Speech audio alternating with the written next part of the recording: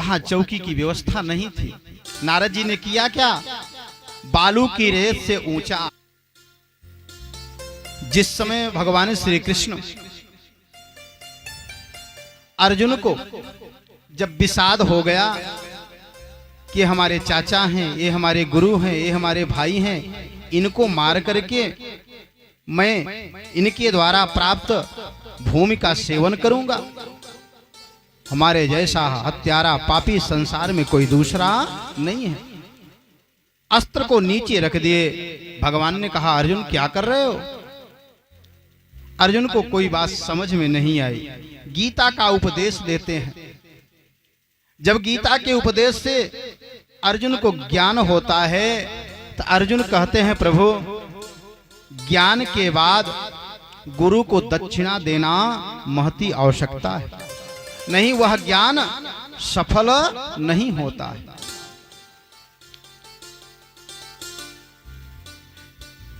भगवान ने कहा, हाँ लेकिन अभी दक्षिणा की आवश्यकता नहीं है। अभी जिस कार्य के लिए हम लोग यहाँ पर उपस्थित हुए हैं उस कार्य को करना चाहिए। इतने में हनुमान जी महाराज पताके में विराजमान थे और वे भी नीचे उतरे। कहा, प्रभु हम भी आपके गीता का रसास्वादन किया है। भगवान ने कहा, क्या हनुमान जी? हाँ प्रभु, आपने भी गीता का रसास्वादन किया? हनुमान जी ने कहा, हाँ प्रभु हमने भी गीता का रसास्वादन किया। भगवान ने पूछा, अच्छा कहां बैठ करके गीता का रसास्वादन किया? हनुमान जी ने कहा, प्रभु आपके रथ पर जो ऊपर पताका है ना, इसी पताके पर विराजमान होकर के हमने कथा का रसास्वादन किया। भगवान ने कहा, वाह हनुमान जी, श्रोता होकर के ऊपर बैठे हो, जाओ तुम पिशाच हो जाओ। भगवान श्री कृष्ण ने हनुमान जी को श्राप दे दिया कि जाओ तुम पिशाच हो जाओ। कौशिकी संहिता की कथा है। अब हनुमान जी भगवान के चरण पकड़ लिए। क्या प्रभु हमने कथा का रसास्वादन किया तो पिशाच बनने के लिए? भगवान ने कहा, हनुमान जी सुनना कोई गलत नहीं है, लेकिन कथा सुनने के लिए सामने बैठना चाहिए। छत पर बैठ करके, चारपाई पर बैठ करके, वक्ता से ऊपर बैठ करके कथा का रसास्वादन नहीं करना चाहिए। इसीलिए जब श्रोता के लिए कुर्सी लगाई गई तो एक चौकी और ऊपर रखा गया, भैया कि आप लोग पिशाच न बने, आप लोग मानव ही बने रहे। जजमान हमारे समझ रहे थे कि बिना कुर्सी के श्रोता बैठेंगे नहीं, तो यहाँ हम सबके कल्याण के लिए आयोजन किए हैं, कहीं महाराज के बराबर हो जाए तो सब पिशाच न बन जाए। इसलिए एक चौकी का और आयोजन करके हमें और ऊपर कर दिए हैं। अब कहीं ढेर ऊपर न पहुंचा दे। प्रेम से बोलो तो सर्व भगवान की। हनुमान जी ने कहा, प्रभु इस पिशाच योनि से बचने के लिए कोई सरल उपाय है? भगवान ने कहा, हाँ हनुमान जी, एक सरल उपाय यह है, जिस गीता का भाष्य हमने अर्जुन को सुनाया, इसी गीता पर यदि तुम भाष्य कर दोगे तो पिशाच योनि से मुक्त हो जाओगे। वही गीता का श्री हनुमान जी महाराज ने पैसाची भाषा में भाष्य किया। आज जाकर के पैसाची से पाली और पाली से संस्कृत भाषा में हम लोगों को 18 अध्याय 700 श्लोकों में प्राप्त वह गीता है। इसलिए वक्ता को ऊंचे आसन और श्रोता को नीचे आसन। और एक कारण और है। अच्छा एक बात बताइए, आप लोग सब प्रबुद्ध श्रोता हैं, इस संसार में बिना लालच का कोई कार्य करता नहीं है। बिना लालच का कोई कार्य करता नहीं है। और लालच हम लोगों के अंदर है कि हमारे यहाँ खूब धन हो जाए। तो आधुनिक वक्ताओं ने कहा कि श्रोता को यदि भूमि पर बैठाओगे तो वो क्या बनेंगे जानते हो?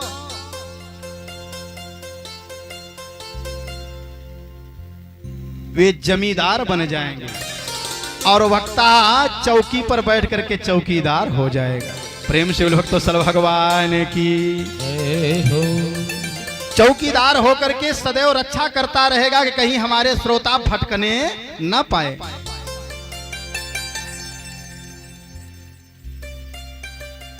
नारद जी ने सुंदर बालू की रेत बना करके सनकादिक ऋषियों को ऊंचा आसन दिया और सनकादिक ऋषियों ने नारद जी को कथा का रसास्वादन करा रहे हैं। कल की कथा है, आप लोगों ने सुना होगा।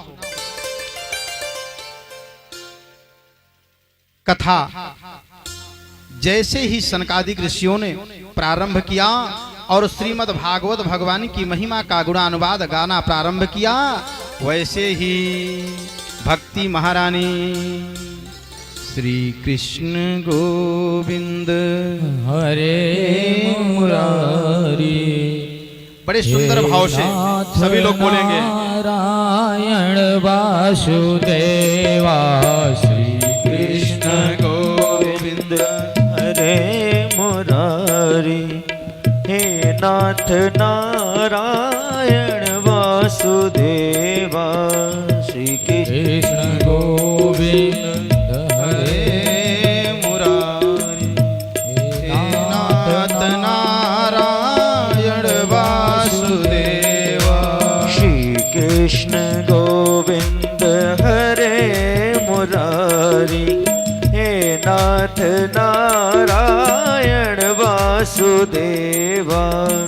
श्री कृष्ण गोविंद हरे मुरारी हे नाथ नारायण वासुदेवा।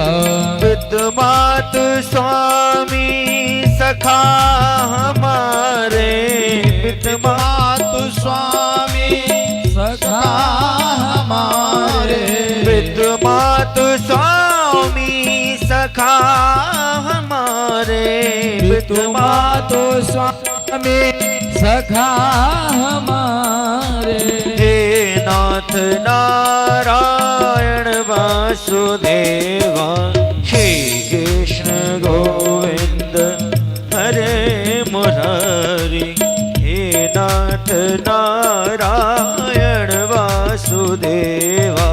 श्री कृष्ण गोविंद हरे मुरारी हे नाथ नारायण वासुदेवा।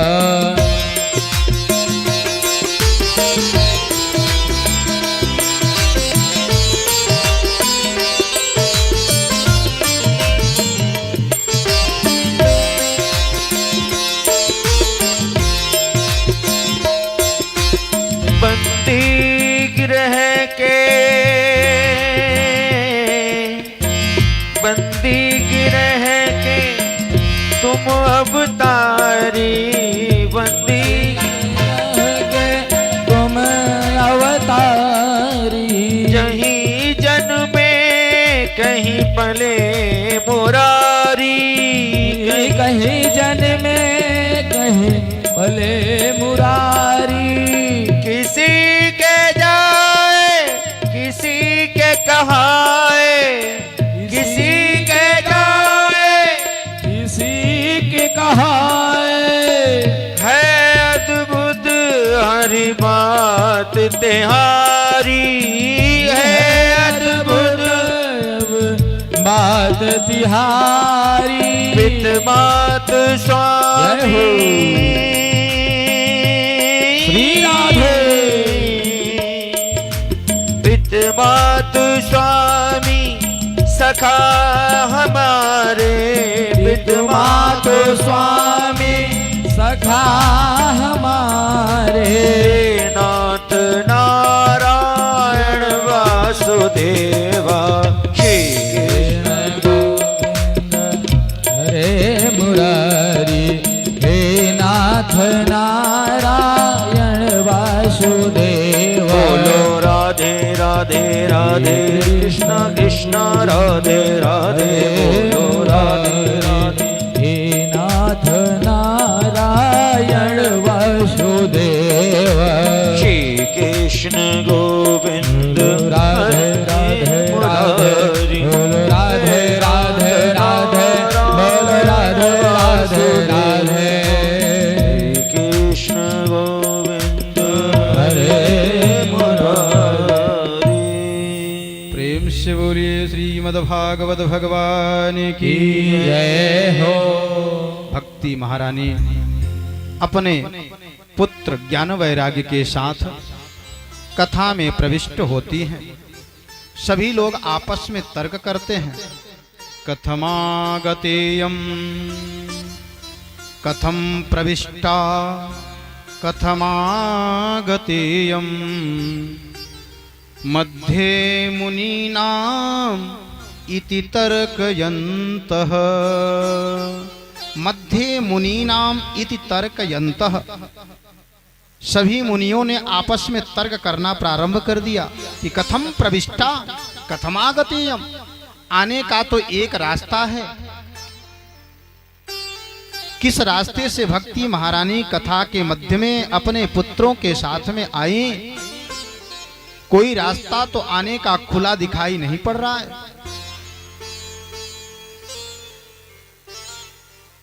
सूत जी महाराज सौनक इत्यादि 88,000 ऋषियों से कहते हैं कि भक्ति महारानी सबके हृदय में विराजमान है।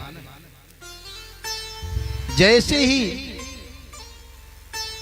धर्म की ओर हमारा मन, हमारा कदम, हमारा अर्थ धर्म की ओर लगाने को तैयार होता है, वैसे ही भक्ति महारानी अपने पुत्र ज्ञान व वैराग के साथ हमारे कथा में, हमारे कार्यक्रम में अपने आप ही उपस्थित हो जाती हैं। उनके आने के लिए कोई टिकट की आवश्यकता नहीं।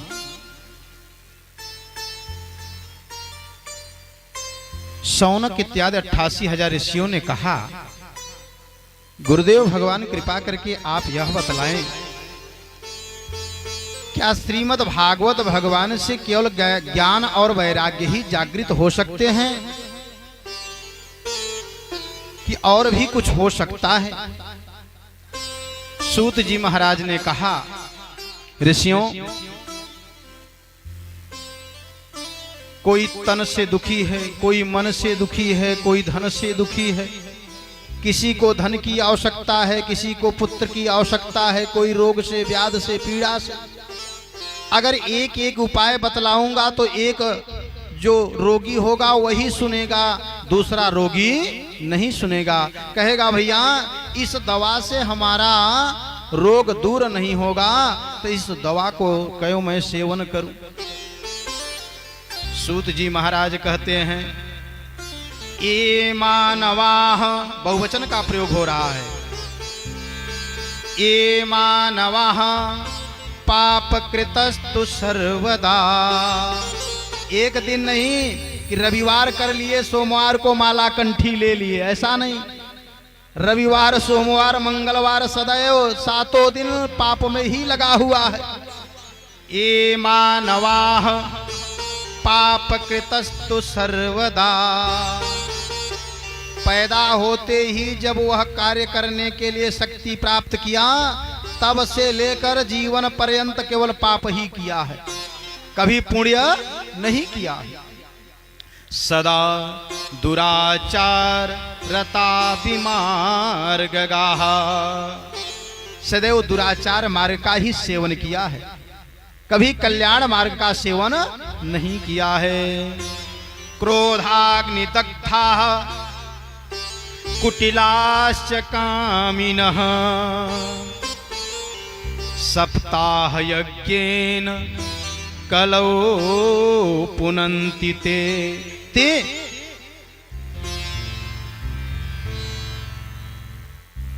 ते कौन? ये अस्मिन् संसारे यह लोके सर्वदा सर्वदा दुराचार विमार्ग गताः ते अस्मिन् सप्ताह यज्ञेन कलौ, अस्मिन् युगे पुनन्ति पावनम करोमि। जो इस संसार में सदा सदा दुराचार का ही कार्य किया है, वह भी इस श्रीमद् भागवत भगवान के कथा से अपने आप के जीवन को बना सकता है। सौनक इत्यादि 88,000 ऋषियों ने कहा कोई दृष्टांत है? जब तक हम लोगों को कोई दृष्टांत नहीं मिलता, कोई एग्जाम्पल नहीं मिलता, उदाहरण नहीं मिलता, तब तक हम विश्वास नहीं करते। पंडित जी कहें राहु केतु का जप करा लो तुम्हारा कल्याण हो जाएगा, क्या हम BMW खरीद लेंगे राहु केतु का जप कराने से? तो आचार्य बताने लगे हाँ हाँ, आपके पड़ोसी का जो अभी BMW आया हुआ है ना, हमने ही पूजा कराया, देखो उनको आ गया। अच्छा, तब हम भी करा लेंगे। अगर कोई दृष्टांत पड़ोसी का मिल जाता है तो मन हमारा उस ओर अग्रेसित हो जाता है। अच्छा, तो सूत जी महाराज दृष्टांत देते हैं, बड़ा सुंदर एक इतिहास सुनाते हैं। दृष्टांत हमारे यहाँ इतिहास ही है। एक सुंदर इतिहास देते हैं। अत्र ते कीर्तयिष्याम इतिहासम पुरातनम।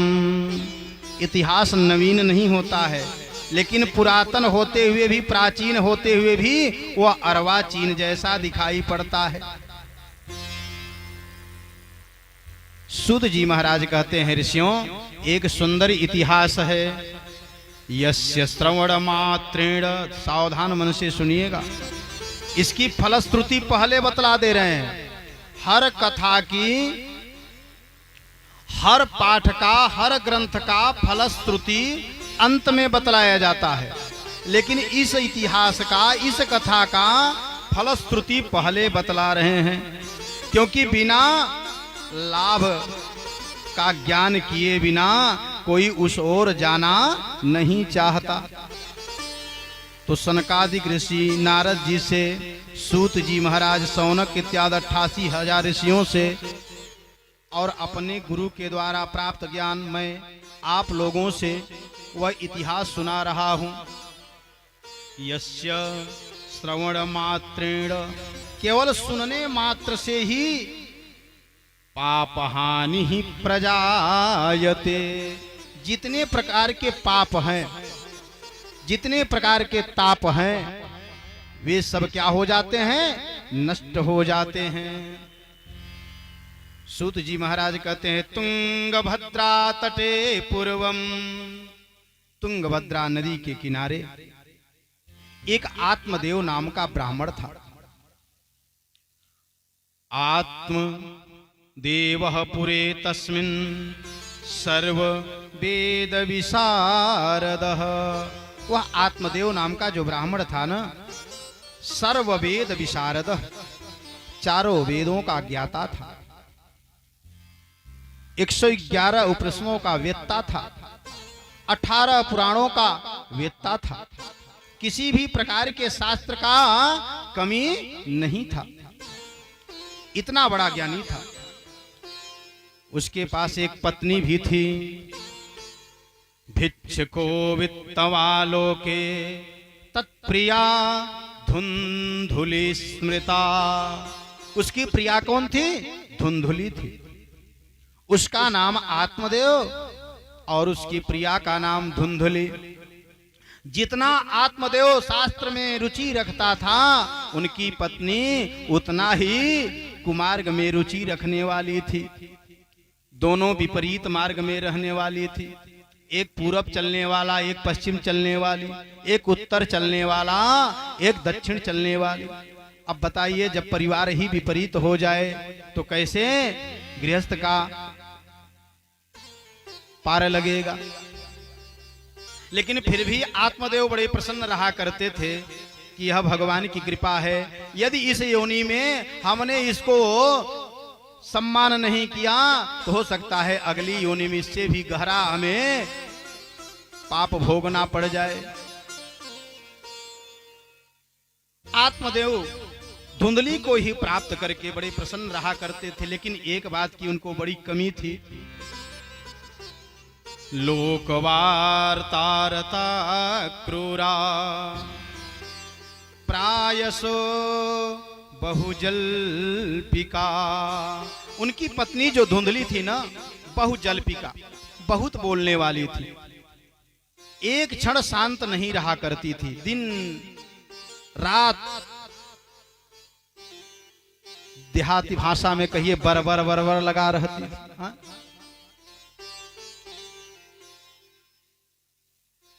लेकिन आत्मदेव को कोई ग्लानि नहीं थी। लेकिन ग्लानि क्या था? न पुत्रो ना पिवा पुत्री। बड़ी ग्लानि हुई कि संसार में सब कुछ है लेकिन एक पुत्र नहीं है और न एक पुत्री ही है। क्योंकि इस संसार में जितने संत महात्मा, अमलात्मा, विमलात्मा हुए, उन्होंने भी गृहस्थ जीवन को बसाया। आजकल कहते हैं पंडित जी मैं विवाह नहीं करूंगा। विवाह का परिभाषा ही नहीं जानते। विवाह हंसी मजाक खेल कूद नहीं है। विवाह में 7 पग चलाया जाता है और 7 पग में जो पंचम पग है, गृह पारस्कर सूत्र में उसका वर्णन आया है। पंच पशुभ्यो विष्णुस्त्वानयतो। कहीं कहीं पशुभ्यो लिखा है और कहीं कहीं प्रजाभ्यो लिखा हुआ है। गृह पारस्कर सूत्र में बड़ा सुंदर वर्णन आया है कि जो 5वां पग वर व वधू चलते हैं, किस लिए? कि विवाह करके पिकनिक पर जाएंगे?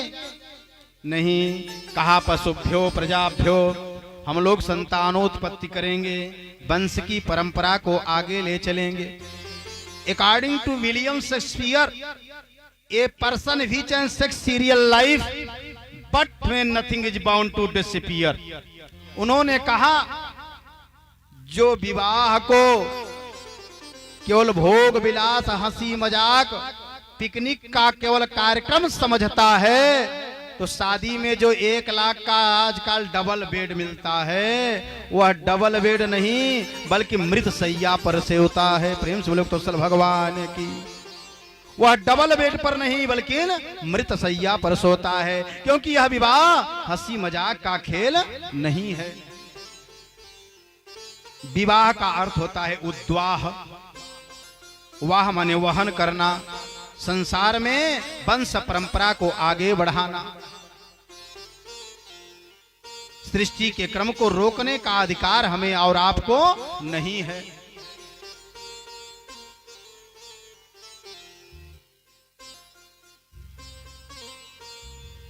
इसलिए आत्मदेव को बड़ी ग्लानि थी कि संसार में मेरे पास सब कुछ है लेकिन एक पुत्र नहीं है। क्योंकि धन तो पड़ोसी भी ले लेता है, धन पड़ोसी भी ले लेता है, और पुत्र कितना भी नालायक क्यों न हो। गया महात्म्य वर्णन आया है, एक व्यापारी था, सावधान मनसा श्रूयताम। एक व्यापारी था, उसके पास एक पुत्र था और वह बड़ा व्यापारी था, बड़ा परेशान था कि संसार में पंडित जी लोग, व्यास लोग कहा करते हैं बिना पुत्र का कल्याण नहीं होगा। पुम नरका त्रायते असौ पुत्र। पुम नामक नरक से पुत्र ही बचाएगा, दूसरा कोई बचाने वाला नहीं है। धन लेने वाला पड़ोसी तैयार हो जाएगा, रिश्तेदार तैयार हो जाएंगे, लेकिन इस नरक से बचाने का कार्य केवल पुत्र ही करेगा। लेकिन वह व्यापारी देखा कि हमारा पुत्र एक भी पिंडदान नहीं करेगा बल्कि सब हमारा धन नष्ट कर देगा।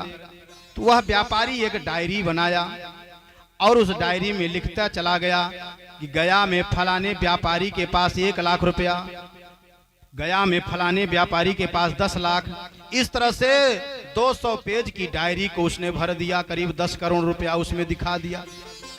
और जब वह व्यापारी संसार से चला गया, पुत्र गांव का धन बेचा, घर में रखा हुआ धन बेचा, भोग किया। अब उसके पास भोग करने के लिए जो संपत्ति नहीं बची, अब पिताजी के द्वारा लिखी हुई डायरी को उठाया। जैसे ही डायरी को उठाया तो उसमें लिखा था कि गया में फलाने व्यापारी के पास इतना लाख, इतना लाख। कहा वाह, अब गया में चलने से हमारा काम तो और बन जाएगा। और शास्त्र में लिखा है कि गया पुत्र चला जाए, पिंडदान करे या न करे, यदि पग भी रख दें तो 21 पीढ़ियों का तरण तारण हो जाता है। अब वह पुत्र विचार करने लगा कि अगर जिस समय गया जाते हैं लोग, पितृपक्ष में यदि मैं जाऊंगा तो जो भी व्यापारी हैं धन दे देंगे, और ऐसे सीजन में जाऊंगा तो कुछ मिलने वाला नहीं है। जैसे ही आश्विन महीना कृष्ण पक्ष पितृपक्ष लगा और वह वाहन को तैयार करके गया में पहुंचा, और जैसे ही गया में पैर रखा उसके पूर्वज प्रकट हो गए। धन्य हो पुत्र, तुमसे तो एक पिंड की आकांक्षा नहीं थी, तुमने गया में आकर के मेरा भी कल्याण कर दिया। तो धन लेने के लिए कोई भी तैयार हो सकता है, बिना पुत्र का इस संसार में कुछ होने वाला नहीं है। एकदा सद्विजो दुःखा गृहं त्यक्त्वा वनं गतः। एक पुत्र न होने के कारण आज आत्मदेव ने कहा, जिस घर में जिस आंगन में पुत्र किलकारी न मारे, वह आंगन वह घर श्मशान भूमि के समान है। ऐसे आंगन घर में रहना उचित नहीं। घर को छोड़ करके आत्मदेव जंगल चले गए, और जंगल में जाकर के एकांत में बैठ करके इसी विषय का चिंतन कर रहे हैं। इतने में सन्यासी भगवान उसी रास्ते से जा रहे थे, और देखते क्या हैं कि एक व्यक्ति बैठ करके किसी विषय का चिंतन कर रहा है। सन्यासी भगवान ने विचार किया कि चल करके देखूं यह अकेला जंगल में बैठ करके क्या कर रहा है। जैसे ही सन्यासी भगवान आत्मदेव ब्राह्मण के पास गए, कहा, कहिए ब्राह्मण क्या कर रहे हो। आत्मदेव वेद विशारद थे, समझ गए ये साधारण मानव नहीं है।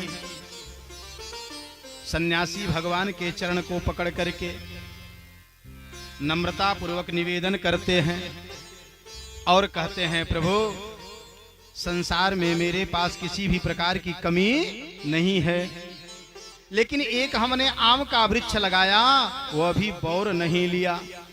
अरे प्रभु, एक हमने गैया मैया को भी पाला, वह भी कोई बछड़ा नहीं दी।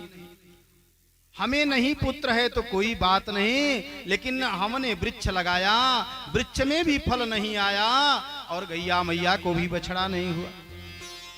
क्या प्रभु इस रोग का कोई निदान है। सन्यासी भगवान ने कहा, आत्मदेव तुम इतने वेद विशारद ज्ञानी हो, क्या इस पुत्र की मोह माया में पड़े हो? क्या यह आवश्यक है कि पुत्र योग्य ही निकलेगा? और क्या पुत्र से ही कल्याण होता है? कहां तुम इस मोह माया के चक्कर में पड़ गए हो? आत्मदेव ने कहा, प्रभु हम भी बड़े बड़े मंच पर बैठ करके दूसरों को उपदेश देते हैं, लेकिन जब स्वयं विपत्ति पड़ती है तो वह सब भूल जाता है। आत्मदेव ने कहा, प्रभु नहीं, इसका निवारण बतलाइए। सन्यासी भगवान ने कहा, सप्ता जन्मा अवधि तव पुत्रो नैव च नैव च। डॉक्टर रोग को बतला करके ही दूर करता है, लेकिन सन्यासी भगवान ने रोग और ही बढ़ा दिया। कहा, एक जन्म नहीं आत्मदेव, सप्ता जन्म अवधि तव पुत्रो नैव च नैव च। एक जन्म नहीं 7 जन्म तक तुम्हें पुत्र का योग नहीं लिखा हुआ है। जैसे ही सन्यासी भगवान ने इस प्रकार बात कही, वैसे ही आत्मदेव सन्यासी भगवान के चरण पकड़ करके कहें कि जब एक जन्म नहीं 7 जन्म मुझे पुत्र प्राप्त नहीं होगा, तो आज आपके चरणों में ही प्राण को छोड़ दूंगा। सन्यासी भगवान ने कहा, बड़ा कलंक लग जाएगा, ब्राह्मण हमारे चरणों में मर गया तो।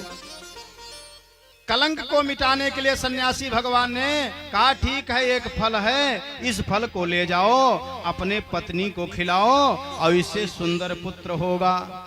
जैसे ही आत्मदेव ने फल को प्राप्त किया और प्रसन्न हो गए, कहा, वाह प्रभु,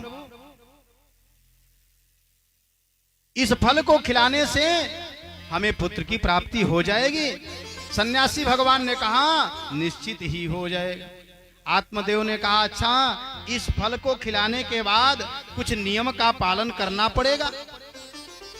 सन्यासी भगवान नियम बतला रहे हैं, विचार करिए, आप लोग भी नियम को नोट कर लीजिए। जो हम लोग जीवन पर्यंत अपने बालकों को सुधारने में लगे रहते हैं और सुधार नहीं पाते हैं, यदि इस नियम का जो पालन कर लें, उसे कभी एक क्षण अपने पुत्र के विषय में सोचना नहीं पड़ेगा। नियम क्या बतला रहे हैं? सत्यम। आत्मदेव जी जिस समय अपने पत्नी को इस फल को खिलाना ना, तो अपने पत्नी से क्या कहना? सत्यम, सत्य बोलेगी। लेकिन आजकल माताएं इतना कला फैला देती हैं, प्रेम से बोलो तो सल भगवान की। प्रारंभ से ही इतना कला फैला देती हैं कि कोई काम ही नहीं करना चाहती। नहीं काम करने का मन है तो कहती हैं कि आज मेरा तबीयत नहीं ठीक है। प्रेम से बोलो तो सल भगवान की जय हो। सन्यासी भगवान ने कहा आत्मदेव पत्नी से कहना, जिस दिन इस फल को ग्रहण करेगी सत्यम, सत्य का पालन करेगी, और शौचम, सदैव पवित्रता को ध्यान में रखेगी। सत्यम, शौचम, दया, और दया युक्त रहेगी। ये नहीं कि जेठानी खूब काम करे और उसको तनिक भी दया न आए और वह चारपाई पर खर्राटे मारे रहे। दया युक्त होनी चाहिए। सत्यम, शौचम, दया, दानम, और जिस दिन से वह फल को ग्रहण कर लेना, उसी दिन से पहले दान की है कि नहीं, अगर कोई आता है तो वह निराश होकर वापस न जाए। सत्यम, शौचम, दयादानम, एकम भक्तम तु भोजनम। जब नहीं, आजकल माताएं कहती हैं कुछ चटपटा खाने को मन हो रहा है, और यहाँ नियम बतलाया जा रहा है, एक भक्तम तु भोजनम, एक समय भोजन को ग्रहण करे और एक समय फलाहार ले। और जो इस प्रकार के नियम का पालन करेगी, वर्षावधि स्त्रिया कार्यम ते पुत्रो अति निर्मल। जो स्त्रियां इस नियम का, इस व्रत का पालन करेंगी, उसके घर में अत्यंत निर्मल स्वच्छ बालक पैदा होगा। उसे कभी यह नहीं कहना पड़ेगा बेटा पढ़ो, बेटा स्कूल जाओ। गर्भ में ही तो प्रहलाद को नारद जी ने ज्ञान दे दिया और इतना उनके ऊपर दबाव पड़ा, लेकिन उन्होंने भगवान के विषय में चर्चा करना नहीं छोड़ा। कोई गुरु उनको धर्म का उपदेश नहीं दिया। गर्भ के बाद, गर्भ के अंदर ही उनको उपदेश मिला। तो जो गर्भ का ज्ञान होता है वह टिकाऊ होता है। इसलिए सन्यासी भगवान कहते हैं आत्मदेव अपने पत्नी से कहना इस नियम का जरूर पालन करेगी। और जैसे ही आत्मदेव ने नियम का श्रवण किया और तुरंत सन्यासी भगवान के चरणों में प्रणाम करके पुनः अपने घर को चले आए और अपने पत्नी से कहते हैं जी सुनती हो, एक फल लाया हूं, अगर इस फल को खाओगी ना तो एक सुंदर बालक होगा। अब वह धुंधली थी, विचार करने लगी कि हमारे स्वामी कहीं कुटिलता का प्रयोग तो नहीं कर रहे हैं कि फल में जहर दे करके हमें मारना चाह रहे हैं और जब मैं मर जाऊंगी तो दूसरा विवाह कर लेंगे। धुंधली कही अच्छा स्वामी इस फल को खाने से बालक होंगे, हाँ तब तो हमें पवित्र अवस्था में इस फल को ग्रहण करना चाहिए। आत्मदेव ने कहा हाँ हाँ हाँ, सन्यासी भगवान ने कहा है सत्यम शौचम दयादानम एक भक्तम तु भोजनम, इस नियम का पालन करना पड़ेगा देवी। तो हम इस फल को सुरक्षित रख दे रहा हूं और तुम स्नान करके फल को ग्रहण कर लेना। आत्मदेव बड़े भोले भाले फल को रख दिए और जैसे ही फल को रख करके कार्य में व्यस्त हो गए, अपने पूजन पाठ में व्यस्त हो गए। अब वह देवी अनेक प्रकार के तर्क कर रही है, इतने में पड़ोसिनी आ गई। अब जब दो स्त्रियां बैठती हैं तो उनकी चर्चा अगर कभी कान लगाकर सुनो तो बड़ा आनंद आता है। और वही चर्चा यहां बतलाया जा रहा है। धुंधली कहती है बहन, हाँ बहन, फल भक्षेण गर्भ स्यात्। हमारे स्वामी बड़े भोले भाले हैं। एक कोई बाबा जोगी सन्यासी आया और हमारे स्वामी को फल दे दिया और उन्होंने कहा कि यदि अपने पत्नी को इस फल को खिला दोगी ना तो एक सुंदर बालक होगा। तो देवी, क्या फल खाने से कभी गर्भ रहता है? बहन ने कहा, हाँ देवी, ये ब्राह्मणों का, संतों का आशीर्वाद है, फल खाने से अच्छा फल की प्राप्ति होती है। अच्छा, तो जब गर्भ रहेगा, गर्भेण उदर वृद्धिता, तो गर्भ जब रहेगा तो उदर पेट की वृद्धि होगी। हाँ देवी, पेट तो बढ़ेगा ही। अच्छा, जब पेट बढ़ेगा तो भोजन हल्का हो जाएगा। स्वल्प भक्षम, तो भोजन थोड़ा हो जाएगा। हमारे स्वामी 20 रोटी खाएंगे, हमें 2 ही रोटी में जीवन बिताना पड़ेगा।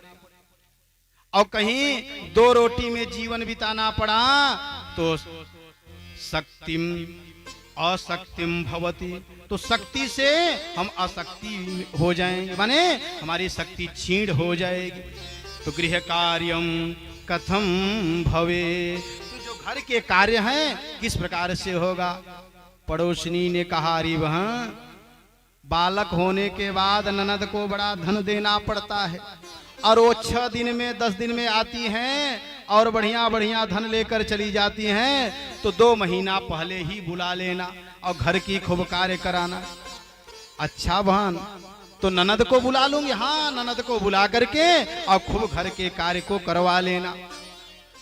अच्छा बहन, ये बताओ, हमारी शक्ति यदि क्षीण हो जाएगी और हमारी ननद रानी को भोजन करेंगी तो उनकी शक्ति बढ़ेगी।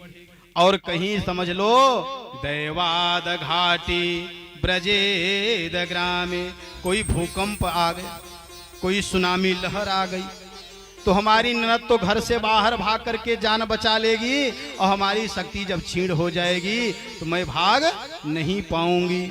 और जब भाग नहीं पाऊंगी तो इसी घर में प्रेम से भक्तोत्सल भगवान की और हमारी ननद रानी सब धन चुरा करके अपने ससुराल लेकर चली जाएगी, इसलिए इस फल को नहीं खाऊंगी।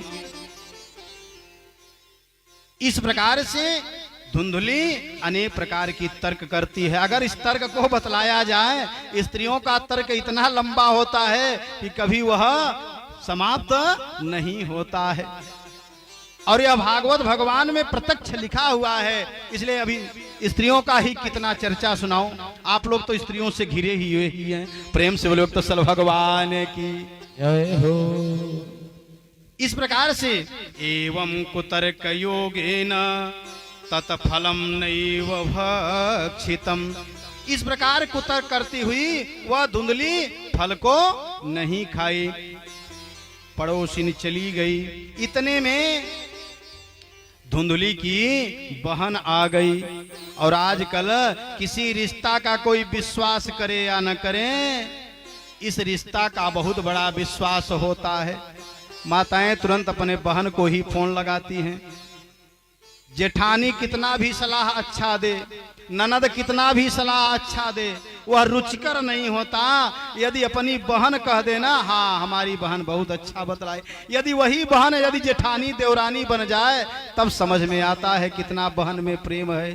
प्रेम से लोग तो सल भगवान की जय हो। उसकी बहन आई और कही, बहन किस विषय में इतना सोच कर रही हो? अरे छोटी मोटी बात है, तुम चिंता मत करो। हमारे स्वामी धन के बहुत बड़े लालची हैं और हमारे पास 9 पुत्र हैं, अब 10वें पुत्र की बारी है।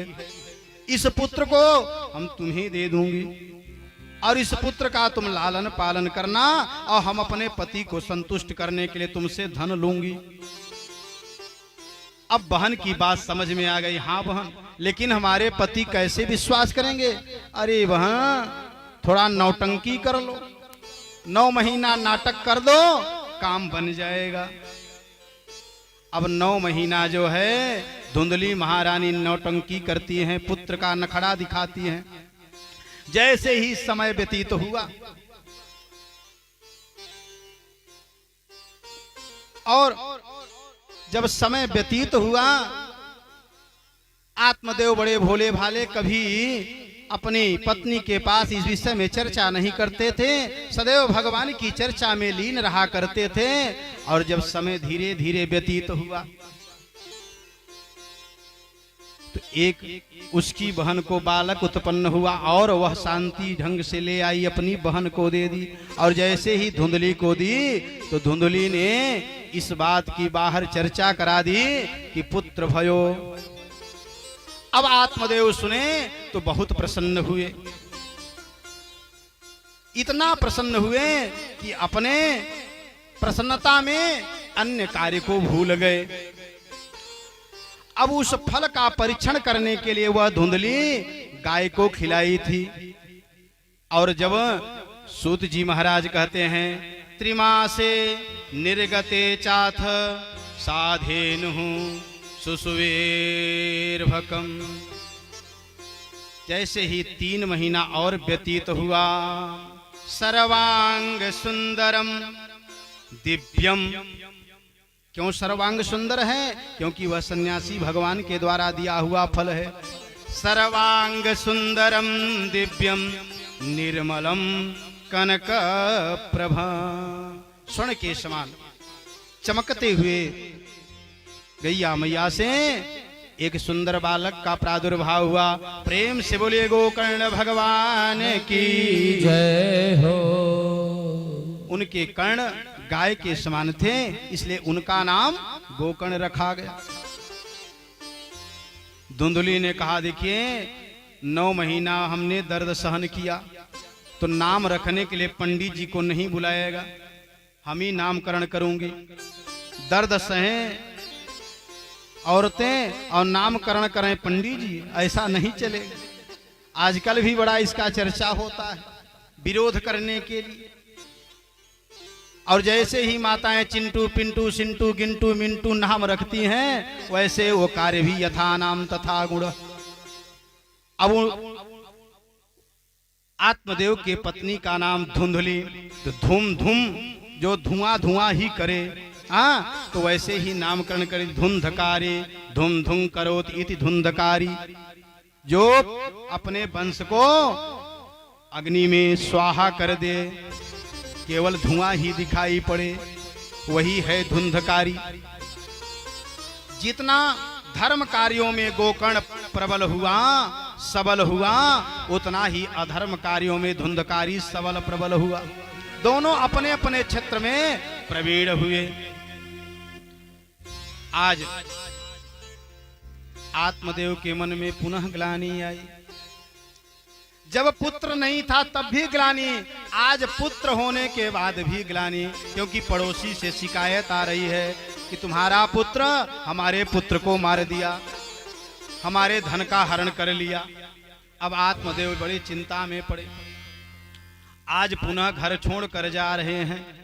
आज पुनः जब पुत्र नहीं थे तब भी घर छोड़ कर गए, और आज पुनः पुत्र के रहने के बाद भी घर छोड़ कर जा रहे हैं। रास्ते में गोकर्ण मिल गए। कहा पिताजी इतने दुखी क्यों और इतने तेजी से कहां जा रहे हैं? आत्मदेव ने कहा बेटा इस घर में अब सुख नहीं है। गोकर्ण ने कहा पिताजी सुख है कहां? न चैन्द्रस्य सुखम किंचित। हम लोग सोचते हैं इंद्र जी सुखी हैं, इंद्र को भी सुख नहीं है। न सुखम चक्रवर्तिनः। हम लोग सोचते हैं कि चक्रवर्ती सम्राट सुखी हैं, वे भी सुखी नहीं हैं। किसी संत ने बड़ा सुंदर भाव दिया कि दीन कहे धनवान सुखी।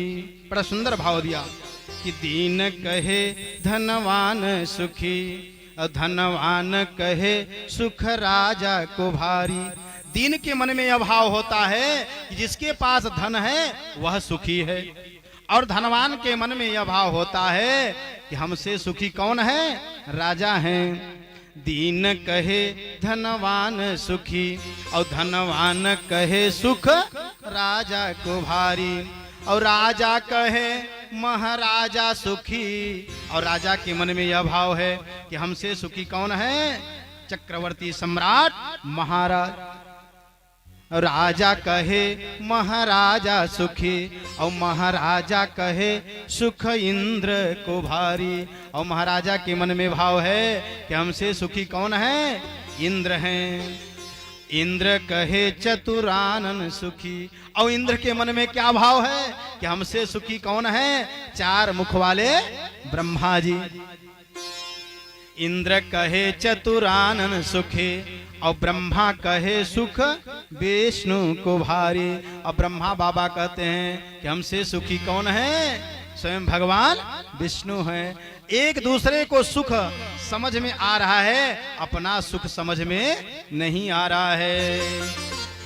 सुंदर दास बिचारी कहे हरि भजन बिना सब जीव दुखारी। सुख कहाँ है? सुख मस्ति विरक्तस्य मुनेरेकांत जीवनम।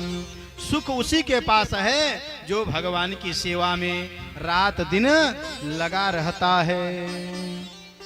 सुखी मीन जहां, बड़े सुंदर भाव में बाबा ने भी इसी बात को कहा। सुखी मीन जहां नीरय गाधा नीरय गाधा जिमि हरि शरणन एक उबाधा।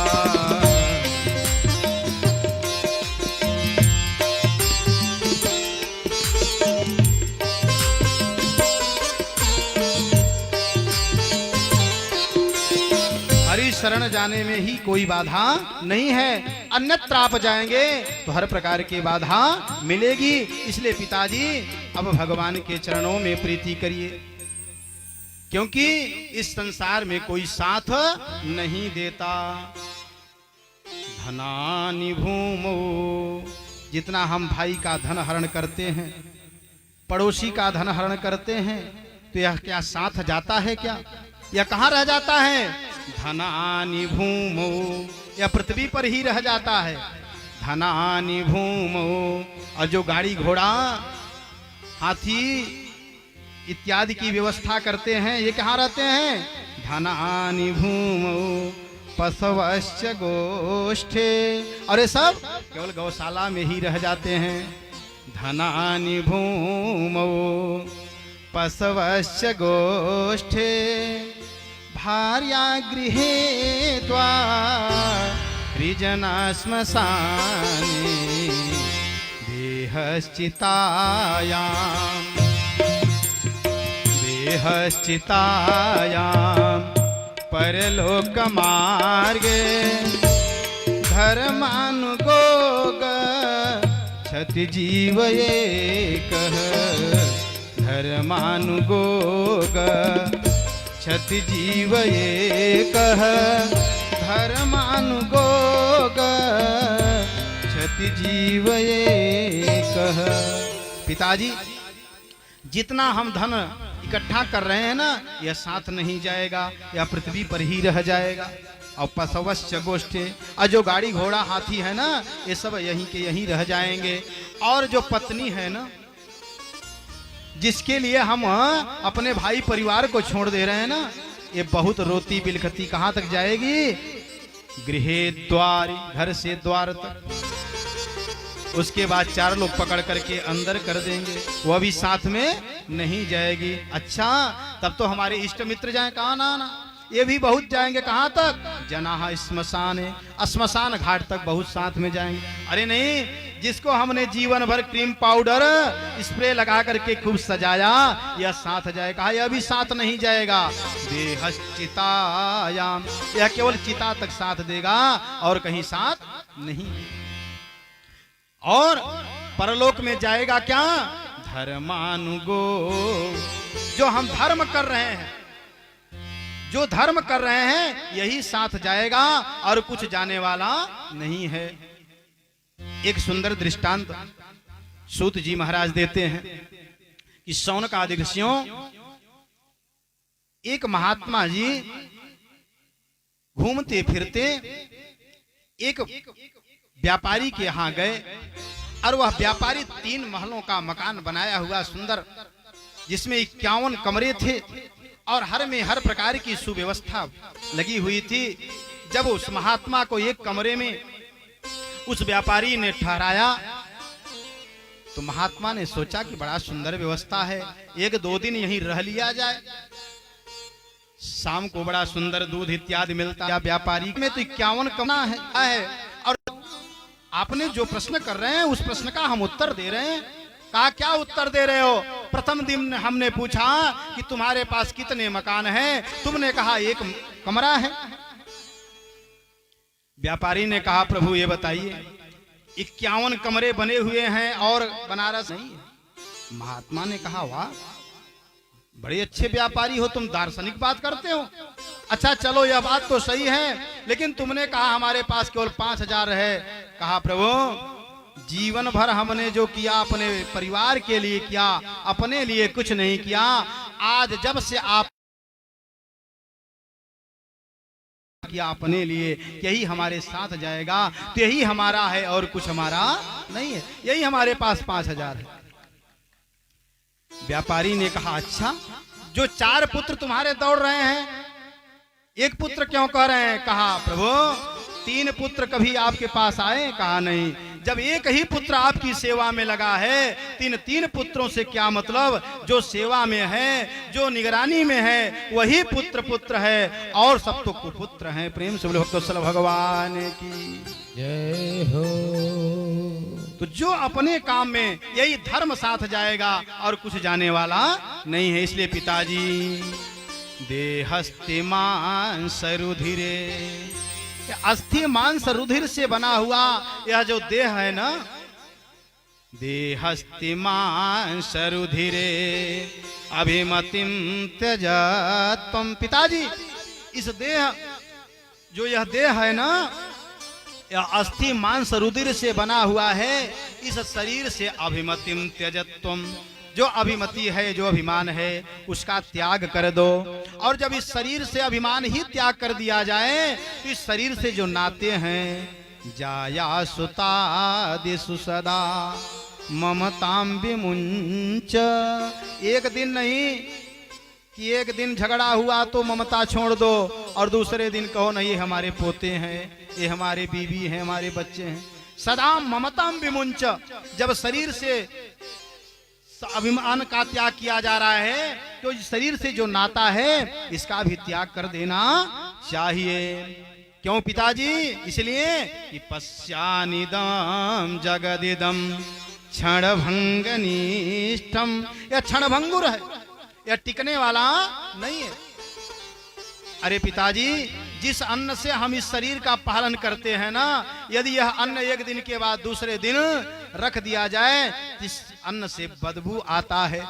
तो जो एक दिन के बाद यह अन्न बिगड़ जा रहा है, इसी अन्न से यह शरीर की क्या गारंटी है कि सुस्थिर रहेगा। इसलिए पिताजी पश्यानिशम जगदिदम क्षणभंगनिष्ठम वैराग्य राग्य रसिको। वैराग्य अब ऐसा वैराग्य नहीं कि जो धन कमाओ ले आओ पति पत्नी को दे दो, ऐसा वैराग्य नहीं। वैराग्य ऐसा हो कि प्रभु में राग लग जाए, भक्ति निष्ठ हो जाए। धर्मम भज स्वसततम। एक दिन नहीं सतत। नवरात्र आया तो खूब बढ़िया पूजा पाठ, जैसे ही नवरात्र बीता पूजा पाठ बंद, ऐसा नहीं। धर्मम भज।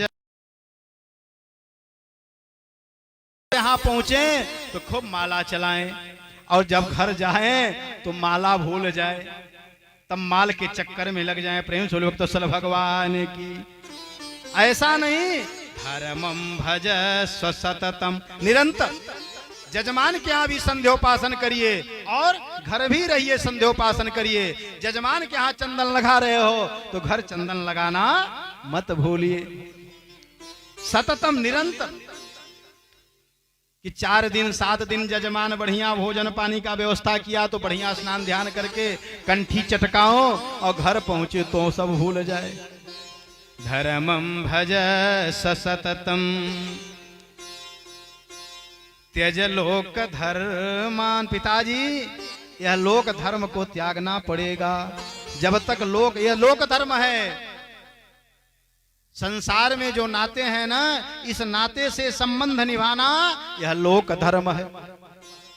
यह लोक धर्म का त्याग करिए और सेवस्य साधु पुरुषान, जो साधु पुरुष हैं उनकी सेवा करो, क्योंकि सेवा से ही मेवा मिलेगा। अगर सेवा नहीं करोगे तो कुछ मिलने वाला नहीं है। सेवस्य साधु पुरुषान। और पिताजी इसलिए सेवा मत करो कि पिताजी के पास बहुत बड़ा माल है तो पिताजी का सेवन करूंगा तो इनसे जो पेंशन मिलेगा तो हमारा काम चलेगा, इसलिए सेवा मत करो। है ना, जय इसका त्याग करके सेवा करो। इसलिए सेवा न करो, इनसे पेंशन मिल रहा है। अन्यस्य दोष गुण, दूसरे के जो दोष हैं, जो गुण हैं, इस विषय में चिंतन करना छोड़ दो कि यह अच्छा है यह बुरा है, इस विषय में चिंतन करना छोड़ दो। अन्यस्य दोष गुण चिंतन मासमोक्त्वा सेवा कथा रसमहो नितराम पिबत्वम। नितराम, एक दिन नहीं, नित्य सेवा करो और नित्य संतों के संग्रह करके ऐसे ही कथाओं में जाकर के कथा का रसा स्वादन करो। इस प्रकार से गोकर्ण भगवान ने अपने पिता को 2 श्लोक में, जिसको गोकर्ण गीता कहा जाता है, सुंदर उपदेश देते हैं। और पिताजी आत्मदेव को जब ज्ञान होता है तो जंगल में जाकर के दसम स्कंद का पाठ करके अपने जीवन का कल्याण करते हैं। प्रेम से बोले भागवत भगवान। देव चले गए। अब धुंधकारी अपनी मैया को पीड़ा देने लगा और मैया भी कुएं में कूद करके अपने प्राण को छोड़ दी। अब वह धुंधकारी अकेला रह गया। गोकर्ण विचार किए कि मैया भी चली गई, पिता भी चले गए, अब मेरी बारी है तो हम पहले ही ऐसे भाई हैं तो छोड़ दूं, इसके लिए लड़ाई झगड़ा करना आवश्यक नहीं है। गोकर्ण घर छोड़ करके जंगल चले गए, तीर्थ यात्रा की ओर निकल दिए। अब धुंधकारी अकेला रहा। अब अकेले उस पर कोई चाबी लगाने वाला नहीं था। तो 1 विवाह किया, 2 विवाह किया, 3 विवाह किया, इस तरह से 5 विवाह किया। एक पत्नी का पालन करना तो कठिन है और 5 पत्नी रख लिया तो पालन करना जब और कठिन हुआ तो चोरी डकैती करना शुरू कर दिया। एक दिन बैंक लूटा तो 5 पत्नियों ने कहा कि अब यह जेल जाएगा और इसके साथ मुझे भी जेल जाना पड़ेगा, तो न रहेगा बांस और न बजेगी। तो 5 पत्नियों ने विचार करके तप्तांगार समूहाश्च में लिखा गया है। तो अब लोग निंदा करें कि देखिए स्त्री की निंदा की गई। कैसी स्त्री जो पति के लिए भार हो जाएं, ऐसी स्त्रियों के लिए लिखा गया स्त्रीणाम नैव तु विश्वासम। जाकर के सबको दिखाएं, ऐसी स्त्रियों का विश्वास नहीं करना चाहिए। सूत जी महाराज कहते हैं कि विश्वासे यह स्थितो मूढ़ ऐसी स्त्रियों का जो विश्वास करता है वह ऐसे ही दशा को प्राप्त होता है। इधर धुंधकारी भी संसार से चला गया। गोकर्ण भगवान तीर्थ यात्रा करते करते आज पुनः अपने गांव में आते हैं। गांव वाले कहते हैं भैया चलो हमारे यहाँ। गोकर्ण ने कहा नहीं, यदि अपना घर है चाहे लड़ाई हो, झगड़ा हो, किसी भी प्रकार की आपत्ति विपत्ति हो, अपने घर को छोड़ करके नहीं जाना चाहिए। अब हम अपने घर में ही रहेंगे। गोकर्ण रात्रि शयन करते हैं और जैसे ही घर में शयन करते हैं, अर्धरात्रि में शक्रिन में सह सकृद हस्ते सकृद महिषो भवत, कभी हाथी बन करके, कभी भेड़ बन करके, कभी काले कलूटे पुरुष के रूप में उत्पन्न होता है और अनेक प्रकार का रोदन करता है। गोकर्ण ने कहा, तुम कौन हो? केवल वह रोता है, बोलता नहीं है, क्योंकि प्रेत को बोलने की शक्ति नहीं होती। गोकर्ण ने गायत्री मंत्र का प्रयोग करके जैसे ही जल का छिड़काव किया, वैसे ही वह बोल उठा, अहम भ्राता त्वदीयोस्मि धुंधकारीति नामतः। भैया, हम आपके भाई हैं। कौन? वह धुंधकारी। गोकर्ण ने कहा, अरे भैया, हमने तुम्हारे लिए जिस जिस तीर्थ में भ्रमण किया, उस तीर्थ में श्राद्ध किया, और यहां तक कि नहीं, गया भी जा करके हमने श्राद्ध किया। धुंधकारी ने कहा, भैया, मैं साधारण भूत नहीं हूं कि एक लवांग में फंस जाऊंगा, एक जवे में हम फंस जाऊंगा, इतना साधारण भूत नहीं हूं। गया श्राद्ध सते नापी, एक श्राद्ध नहीं, 100 बार गया में जा करके श्राद्ध कर दो, तब भी हम साधारण भूत नहीं हैं कि मेरा उद्धार हो जाएगा। अब यहां पर एक संशय उत्पन्न होता है। आप लोगों ने बहुत कथा का रसास्वादन किया। इस बात से एक भाव उत्पन्न होता है, या तो श्राद्ध पर विश्वास करना छोड़ दिया जाए। अब लोग कहेंगे श्राद्ध करना गलत है, क्योंकि धुंधकारी का कल्याण नहीं हुआ। अब आप लोग बताइए, श्राद्ध पर विश्वास करना छोड़ दिया जाए? नहीं। क्यों? क्योंकि श्राद्ध में नाम लेते हो और उसके बाद गोत्र का उच्चारण करते हैं। अब विचार करिए, आत्मदेव जब अपने गोत्र का उच्चारण करते थे, गोकर्ण अपने गोत्र का उच्चारण करते थे, क्या धुंधकारी उस गोत्र का था? जब ऐसे ही हमारे कुल खानदान में वंश का प्रादुर्भाव होगा, तो हम एक ज्योतिषी नहीं, एक ओझा नहीं, एक वैद्य नहीं, हजारों हजारों की उपस्थिति करा दें, इस प्रकार के प्रेत का श्राद्ध से उद्धार होने वाला नहीं। अब हम कहेंगे कि पंडित जी कर्मकांड कराना नहीं जानते, या तो कहेंगे कि सामान में कमी है, या तो कहेंगे जजमान में कमी है, फूल चढ़ाने को भागवत को कह रहा हूं तो चौकी पर रख दे रहा है, पंडित जी को माला पहनाने कह रहा हूं तो स्वयं पहन ले जाए। न जजमान में कमी है, न वस्तु में कमी है। ऐसे वंश का प्रादुर्भाव हुआ है जिसको हम नहीं जानते कि यह किस वंश का है, जो कि आजकल घर घर में भूत बाधा है और कभी वह दूर नहीं हो रहा। ऐसे ऐसे वंश का प्रादुर्भाव हो जा रहा है कि गोत्र उच्चारण हम दूसरा लेते हैं और वह दूसरा आया है, इसलिए कल्याण होने वाला नहीं। गोकर्ण समझ गए कि यह हमारे वंश का नहीं, क्योंकि वेद विशारद साधारण नहीं थे। कहा, भैया रात्रि बीतने दो, सुबह तुम्हारे रोग का निवारण किया जाएगा। प्रातः काल हुआ, गोकर्ण भगवान संध्या उपासन किए, सूर्य भगवान को रोक करके अपने भाई के निवारण का उपाय पूछे।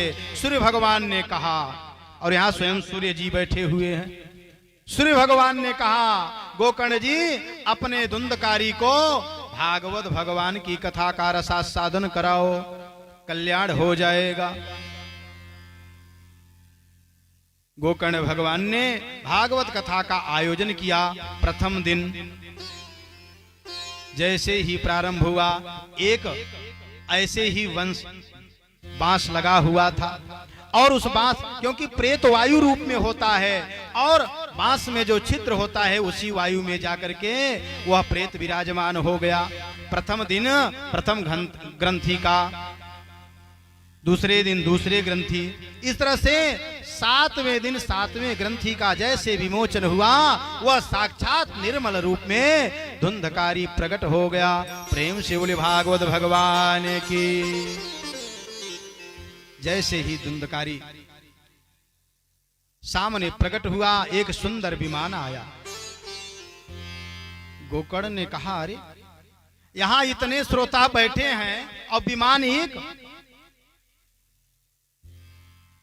भगवान के पार्षदों ने कहा, हाँ, कुछ श्रोता तो इसलिए आए हैं कि कमलेश भैया कार्ड दिए हैं, तो हम अगर उनके कार्ड में नहीं जाएंगे तो हमारे कार्ड में नहीं आएंगे।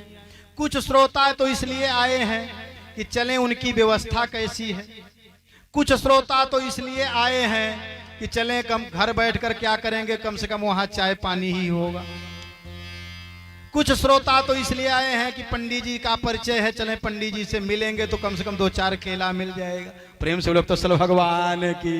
कुछ श्रोता तो इसलिए आए हुए हैं कि चले बैठे घर क्या करेंगे, जब पत्नी झगड़ा करेगी वही न करें, मुझे कथा सुनना। 7वें दिन विमान आएगा, हाथ उठा करके आज पुनः गोकर्ण भगवान कथा का अंत को गए। आज उसी प्रकार से आत्मदेव है, यही आत्मा रूपी आत्मदेव है। उसी के घर में गोकर्ण जैसे कथा का नियम बतलाया जाता है। और उस गुरु के विद्या का केवल हंसने हंसाने के लिए आपको उस ओर लाने के यादृशम वित्तम। और सब पहले से बयाना ले, विवाहे यादृशम वित्तम की है, उसी में पंडित जी विरक्त हो धन के लिए। जो कृत न हो धीरो, कभी पाठ नहीं। ऐसे तो हम चयनित कर लिए होनी चाहिए।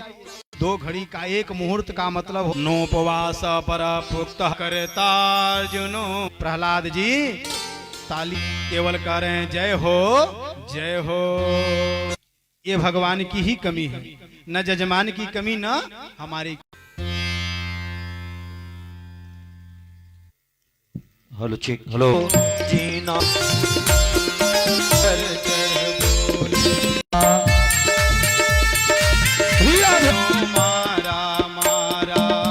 अंत समय हरि याद न आया, अंत समय हरि याद न आया, अंत समय हरि याद न आया। फिर काशी और मदीना क्या, हरि नाम नहीं तो जीना क्या, हरि नाम नहीं तो जीना क्या।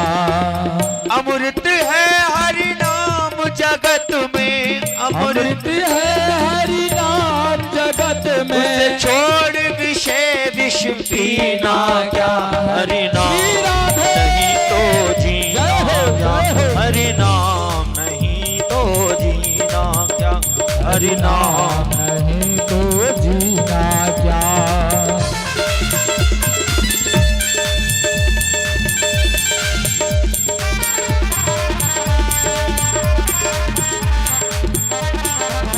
जय हो।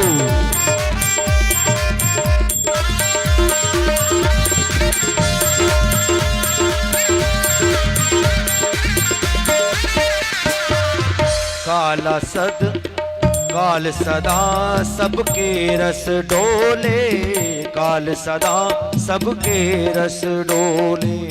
ना जाने कब सर चढ़ बोले, ना जाने कब सर चढ़ डोले। हरि का नाम जपो निस्वासर, हरि का नाम जपो निस्वासर, हरि का नाम जपो निस्वासर, हरि का नाम जपो निस्वासर। इसमें साल महीना क्या, हरि नाम नहीं तो जीना क्या, हरि नाम नहीं तो जीना क्या। अमृत है हरि नाम जगत में, अमृत है हरि नाम जगत में। छोड़ विषय विष पीना क्या, हरि नाम नहीं तो जीना क्या, हरि नाम नहीं तो जीना क्या, हरि नाम नहीं तो जीना क्या, हरि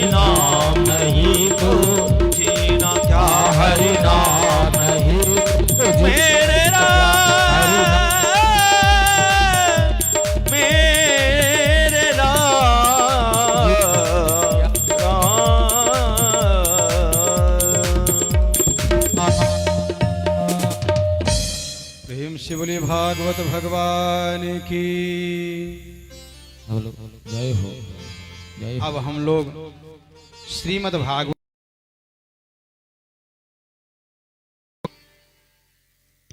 जन्माद्यस्य यतोऽन्वयादितरतश्चार्थेष्वभिज्ञः स्वराट् तेने ब्रह्महृदाययादिकवये मुह्यन्ति यत् सूरयः तेजो वारिमृदां यथा विनिमयो यत्र त्रिसर्गो मृषा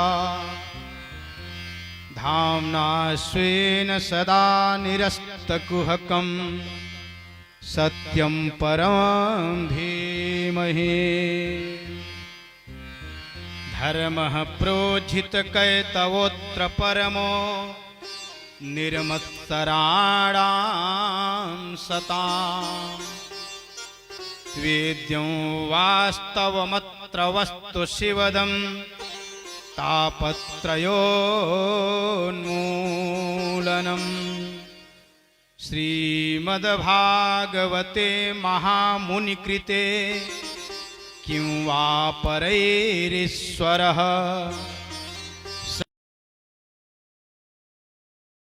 सतिभिः सोऽस्रोऽसुभिस्तच्छड़ा। इस तरह से श्रीमद् भागवत भगवान में 18,000 श्लोक हैं, 12 स्कंद हैं, 335 अध्याय हैं, 29 छंदों में। प्रेम से बोले भागवत भगवान की। 29 छंदों में व्यास भगवान ने सुंदर सुंदर श्लोकों का समायोजन किए हुए हैं।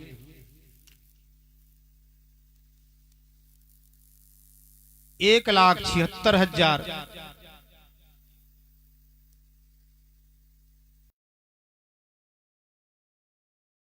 भगवान हमारे इस संसार में अवतार लिए हुए हैं। तीनियम वांगमयी मूर्ति प्रत्यक्षा हरि वर्तते। यह शब्द नहीं है, यह अक्षर नहीं है, यह भगवान की प्रत्यक्ष वांगमयी मूर्ति है। किसी संत ने पूछा कि तीन ही मंगलाचरण क्यों किया गया। कहते हैं पहले श्लोक में ध्येय के विषय में बतलाया गया कि हमारा ध्येय कैसा होना चाहिए। इस समय लोगों का ध्येय बदल गया है, केवल एक ध्येय है, पैसा कमाना। तो पहले मंगलाचरण में हम लोगों का ध्येय कैसा होना चाहिए यह बतलाया गया है। दूसरे मंगलाचरण में गीय, आजकल गाने की शैली, गीत का परंपरा जो है बहुत बिगड़ गया है।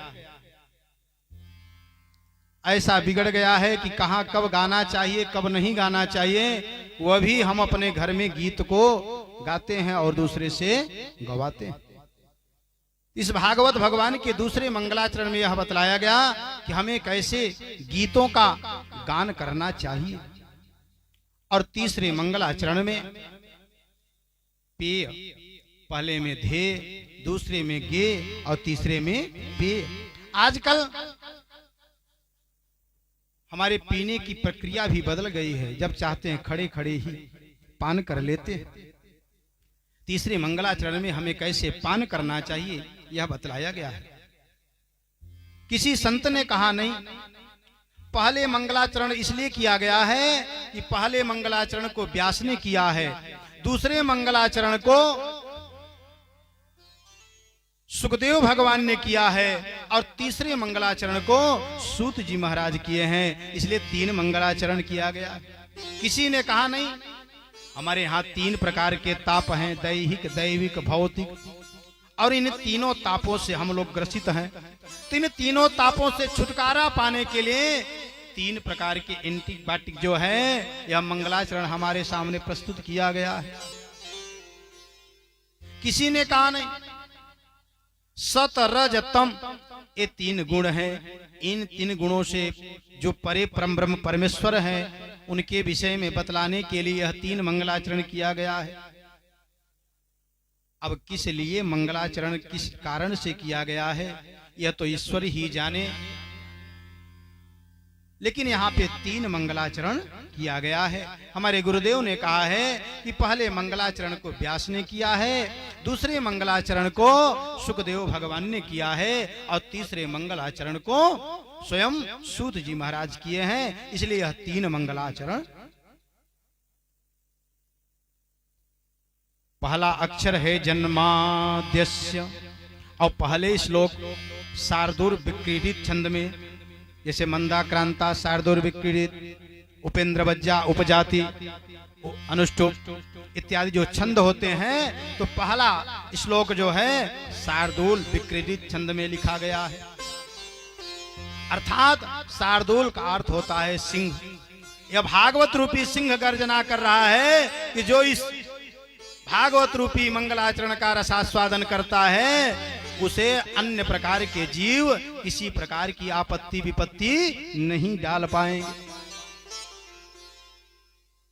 किसी ने पूछा भैया किस देवता का वंदना किया गया है? कहा इसमें किसी देवता का नाम नहीं लिया गया। सत्यम परम धीमहि, सत्यम सच्चिदानंद स्वरूपम परम परमेश्वरम श्री कृष्ण धीमहि ध्यायेम। किसी देवता का नाम नहीं लिया गया। कहा क्यों? कहा कोई कृष्णोपासक होगा, कोई रामोपासक होगा, कोई शिवोपासक होगा, कोई दुर्गा का उपासक होगा, कोई काली का होगा, कोई कलयुगी देवी देवताओं का होगा, कोई बुद्ध का होगा। हर प्रकार के लोग विचार करते हैं कि हमारे यह देवता हैं, हमारे यह ऋषि हैं, हमारे यह परंपरा है। तो चाहे जिस ऋषि के हों, तो यह सुनने का अधिकार है। अब लोग कहते हैं कि यह इनके लिए अधिकार नहीं है। कहा नहीं, हमारे यहाँ 2 ग्रंथ ऐसे हैं, एक रामचरितमानस और एक श्रीमद् भागवत। ये 2 ग्रंथ सबको अधिकार मिला है। कहा क्यों? रामचरितमानस का पहला अक्षर है वर्ण और अंतिम अक्षर है, अंतिम शब्द है मानवाह। तो जितने प्रकार के मानव हैं, वर्ण, चाहे ब्राह्मण हो, क्षत्रिय हो, वैश्य हो, शूद्र हो, किसी प्रकार के हो, सबको रामचरितमानस पढ़ने का अधिकार है। किसी को यह बंधन नहीं है कि वही पढ़ सकता है। और यहाँ पहला अक्षर है जन्माद्यस्य, जिनका जन्म हो गया है वह भी भागवत पढ़ सकता है, श्रवण कर सकता है।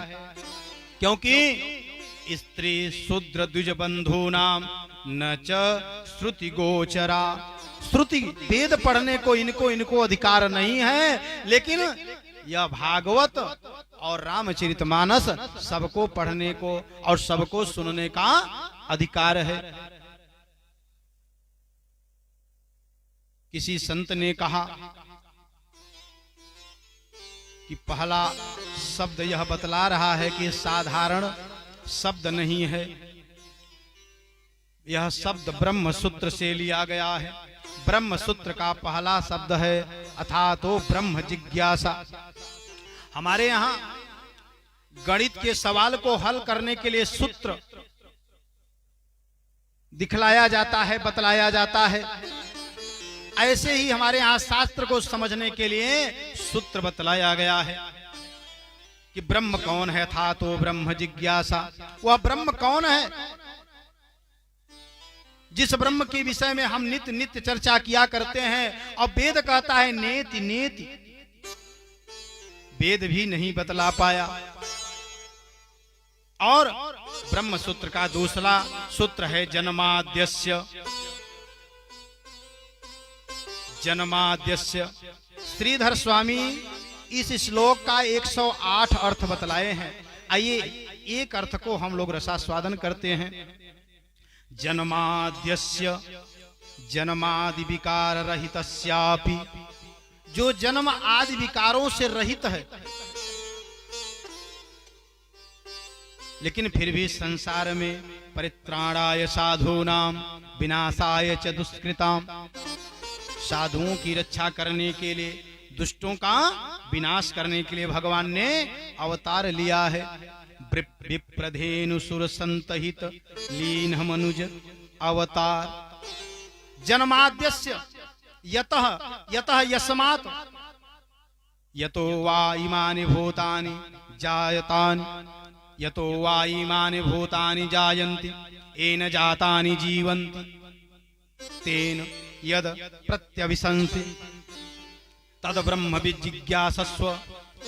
ब्रह्म इति तैत्तिरीय उपनिषद में कहा गया यतो वा ईमानि भूतानि जायन्ति, जिससे संसार के प्राणी उत्पन्न होते हैं, जिससे यह संसार क्या होता है, उत्पन्न होता है। और उत्पन्न होने के बाद जो इस संसार में रहने वाले सभी लोगों का पालन करता है, और उसके बाद जब यह लीन होते हैं तो जाकर के उसी ब्रह्म में लीन हो जाते हैं, अनुगत हो जाते हैं।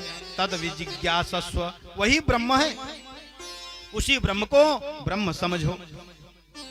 अब ब्रह्म रामचरितमानस में बतलाया गया, बिनु पग चलै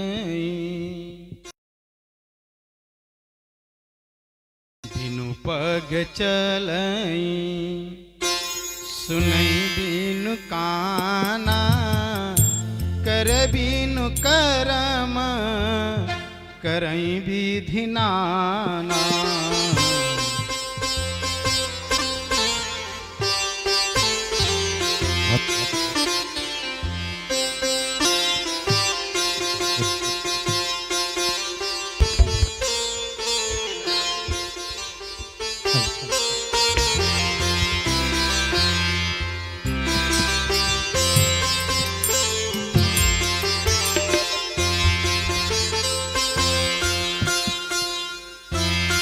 पग चलई सुनई बिनु काना कर बिनु कर्म करई विधि नाना।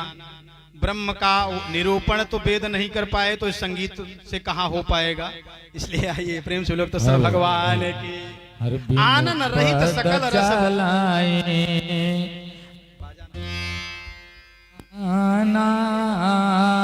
हर बिनु कर्म करई विधि नाना।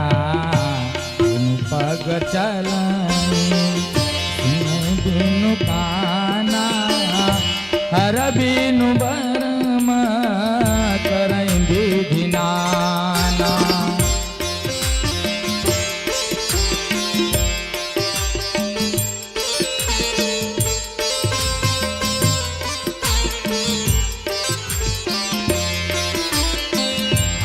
आनन रहता सकल रस भोगे बिनु पानी तबन जोगी।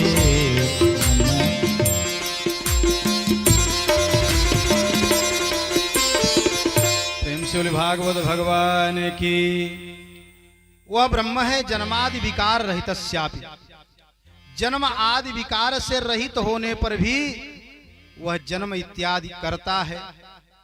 जन्म आदि का अर्थ मतलब है अस्य विश्वस्य जन्म पालन प्रलय, जो तीनों कार्यों का हेतु है।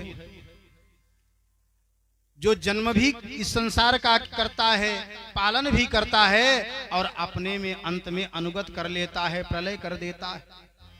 यतः यस्मात्, जहां से, इतरतः, जन्म आदि विकार से रहित होने पर भी भगवान ने जन्म लिया। और इतरतः गोकुले, जन्म कहां लिया? कंस की जेल में, और जन्म लेते ही इतरतः गोकुल में चले गए। इतरतः चार्थे स्वभिज्ञः, और अभिज्ञः अर्थेषु कंस वंचनादि प्रयोजनेषु अभिज्ञः निपुणः। कंस जैसे दुराचारी के द्वारा लगाए हुए सभी व्यवस्थाओं को विफल करते हुए गोकुल में चले आते हैं। जन्मादि विकार रहितस्यापि जन्माद्यस्य यतः अन्वयात् गोकुले, गोकुल में जन्म आदि विकार से रहित होने पर भी जन्म लेकर के अन्वगत अगच्छत चले जाते हैं गोकुले इतरतः गोकुले अभिज्ञ स्वराट स्वयमेव राजते स्वयमेव शोभते। सूर्य भी उन्हीं के प्रकाश से इस संसार को प्रकाश देते हैं, चंद्रमा भी उन्हीं के प्रकाश से इस संसार को शीतलता प्रदान करते हैं, जिनको किसी के प्रकाश की आवश्यकता नहीं है। स्वयं बनते हैं और स्वयं बिगड़ते हैं। जो निमित्त और उपादान दोनों कारण स्वयं